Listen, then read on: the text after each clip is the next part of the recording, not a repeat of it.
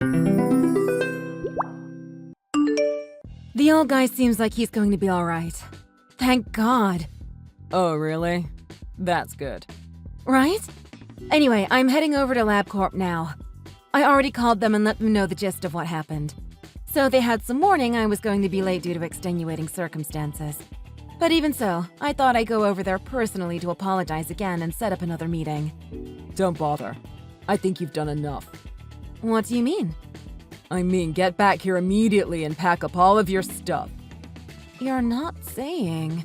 Of course I am. Obviously, you're fired. But why?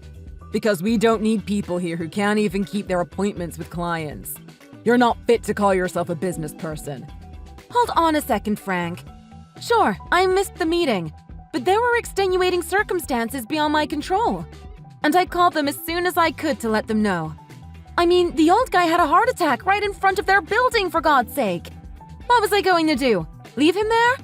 Of course I had to call an ambulance. I was the only one who saw what happened, so I had to answer some questions. There was honestly nothing else to be done. Yeah, I heard all of this already. And do you remember what it was that I told you? Be reasonable. How many times did I tell you, Michelson? Do you remember? Yes. Yes, what? I remember. Well, what did I say? You said to leave the old man where he was, and to head to the meeting straight away. That's right. But what did you do instead? You ignored my direct order. That's what you did. And now you've cost the company money. All for some old fart with one foot in the grave that nobody knows from Adam. I couldn't just leave him there. I'm a human being, you know. There was no one else around to take care of him. Who knows what would have happened if I had just left him? He could have died. And so what if he did? You'd still have a job, wouldn't you? Maybe your job is what you should have been concerned about. You were an employee at this company.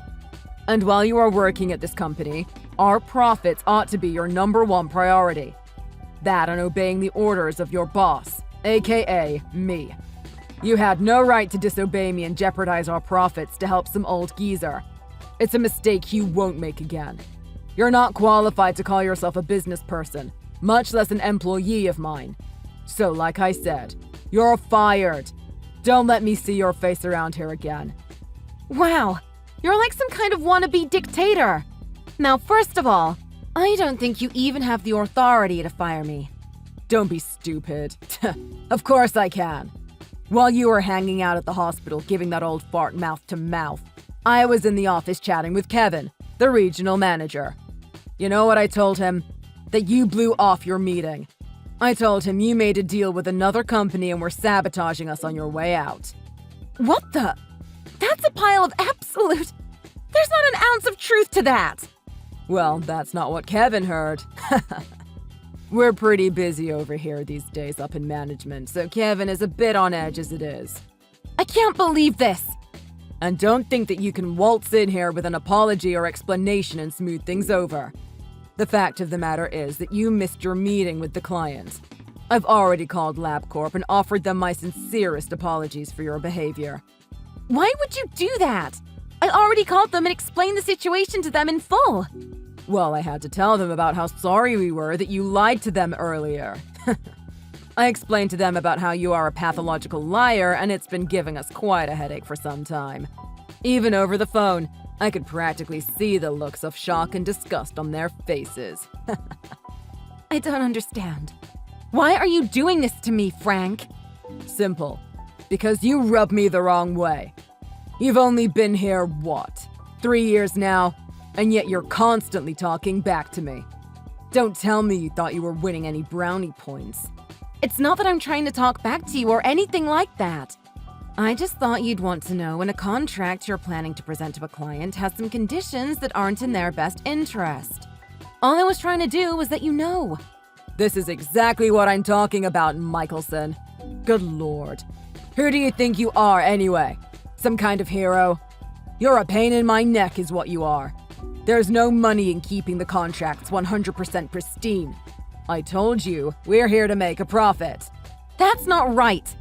Alan himself told me personally that he appreciated my devotion to the client's interests.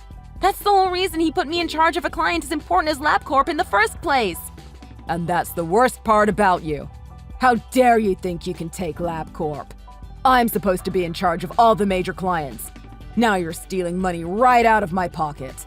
Because your plan was too big, Frank. You were going to push them away. They're a huge company with a budget to match. I guarantee you they're not worried about that. We have to take them for all they're worth. That's not how this works. They're our business partners. You shut your mouth. God, even after being fired, you're still yapping away about this stuff. It's got nothing to do with you anymore, Michelson. Get it through your thick skull. Huh. I don't know when, but this is going to catch up with you someday, Frank. Mark my words. Oh, I'm shaking in my boots over here. You're all bark and no bite, Michelson. Now go yap at someone else for a change. I want to thank you again for all of your help earlier, Ms. Michelson. Thank you for giving me your contact information. I really hope you didn't mind my asking. Anyway, I thought you might like to know that my father has woken up. I told you. Please call me Colleen. It was no problem at all. That's great news about your father. I'm so happy to hear it. Is he able to speak? He says that he wants to express his gratitude in person. I don't suppose there's any way I could bother you into coming back to the hospital. It's no problem, but please tell him that there's no thanks necessary. I just did what anyone else would have done in that situation. I understand that you might consider it natural, but I think there are a lot of people in this world who wouldn't actually do what you did when push came to shove. According to Dad, there were other people there who walked right past him before you came, you know. Is that so? At any rate, he's very resolute in wanting to thank you personally. Would you mind coming and visiting him? I'm very sorry to put you through any trouble. If it was possible, we'd like to come to you. But it looks like he'll be in the hospital for a while. But because of that, any time that suits you is fine. I'm sure you're quite busy. Weekend, evening, he's not going anywhere. No, it's no problem. I can come visit any time. Oh, is that right? It seems I found myself with quite a bit of free time on my hands. I see. I hope it isn't because of us. No, it's my own stuff. Anyway, it looks like I'll be a bit busy tomorrow taking care of a few things. How does the day after sound? Friday morning? Thank you, Colleen. I know it will mean the world to my father. And if you didn't come, I would never hear the end of it. Once again, you're a lifesaver. Literally. Well, I'll send you a message when I get to the hospital then. Sorry to bother you, but... Hi, Martin. No bother. How can I help you? Well, I just happened to hear something this morning. Is it true that you were fired yesterday? Oh, wow. You caught me off guard there. Where did you hear that? Sorry, I don't mean to intrude. I just... No, it's fine. If you know, you know. Can't put the genie back in the bottle. To be honest, I did get fired. But it's not you or your father's fault at all, of course. So please don't waste even a second worrying about that. But we heard that you missed an important meeting because you were helping my dad. And you were fired for not making it to the meeting. Isn't that right? Listen, Martin. Even if my manager had been standing there with me and told me directly to walk past your father or else I would be fired, I wouldn't have done a single thing differently. If anyone is at fault here, it's the company that would fire someone for just doing their civic duty and helping a fellow human. I don't have a single shred of regret leaving a company like that. And I'll find another job. Rest assured. You really are something, Colleen. You're going to make me blush. Really? Anyway, we're looking forward to seeing you tomorrow. Me too. Oh, and another thing. I don't suppose you could bring a copy of your resume with you. You want a copy of my resume? Are you hiring or something? If you don't mind, I'd prefer to explain tomorrow. See you then. Hey, if it isn't Mad Dog Michelson. Fired for sticking her nose where it doesn't belong. Anyway, thanks to you getting the axe, it looks like I've finally been put in charge of the LabCorp account. Couldn't have done it without you, Michelson. Ah, well, good for you. Well, I'll be. Look at you, all meek and mild-mannered. Here I was expecting your normal yipping and yapping. I just realized there was no point in saying anything to you. There she is! Ha! Yeah. Woof woof. Having fun, are you? Anyway, what do you want? Don't tell me you're just messaging me to brag about stealing my account. What other reason could I possibly have to talk to you? Certainly not your looks. Well, it seems like the new account's not keeping you too busy. Don't get me wrong, I am plenty busy.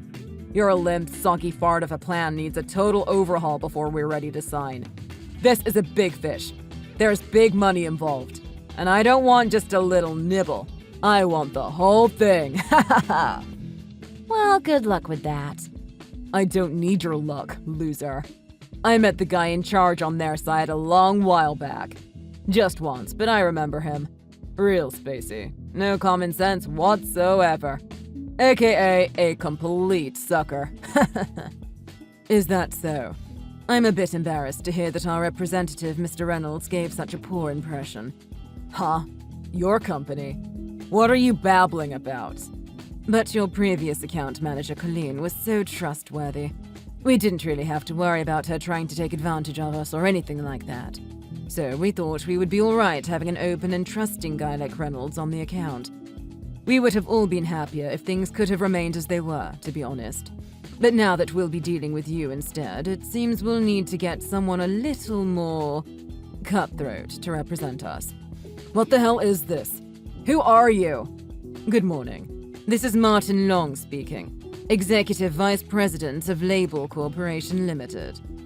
Get out of here, Michelson. The VP of LabCorp.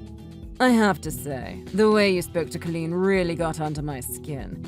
I couldn't help but take the phone and deal with you directly. Why would Michelson be with the VP of LabCorp? Because I wanted to give her my personal thanks for helping out my father the other day, after he had a heart attack in front of our building. Your father? That's right. The old fart with one foot in the grave, as you so charmingly put it.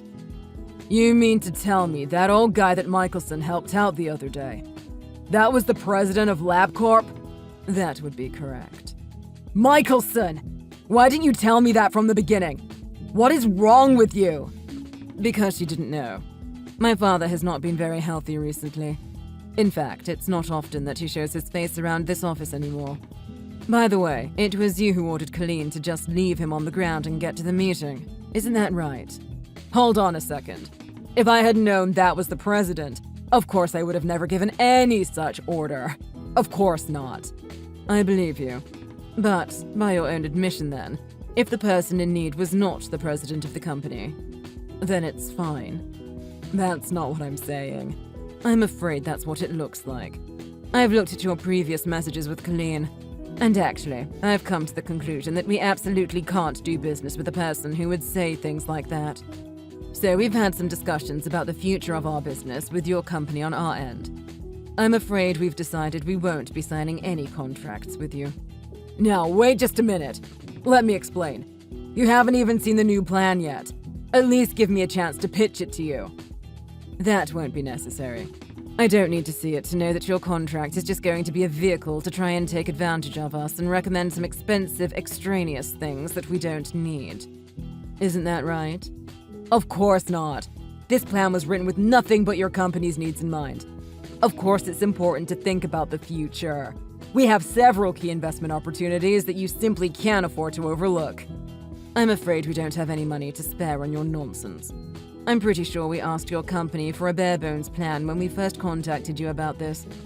That's true, but you've got to hear me out. No, that's enough.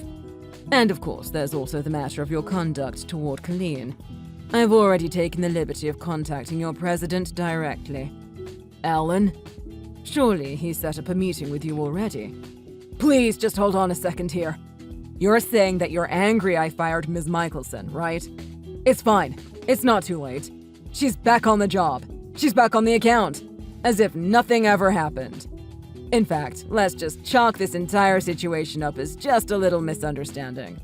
So please, let's all just calm down and not do anything rash. I'm afraid that doesn't work for us either. Why the heck not? Because Colleen works for us now. Really? It's Colleen again. What is going on here, Michelson? Well, it's like Martin explained to you, Frank. I'm working at LabCorp now. I think LabCorp has a lot of opportunities for me to grow my skills and apply my knowledge to our mutual benefit. For a start, it seems I'll be taking over this account from Kurt. You know, the guy you called Spacey. Wait, you're in charge of the account now?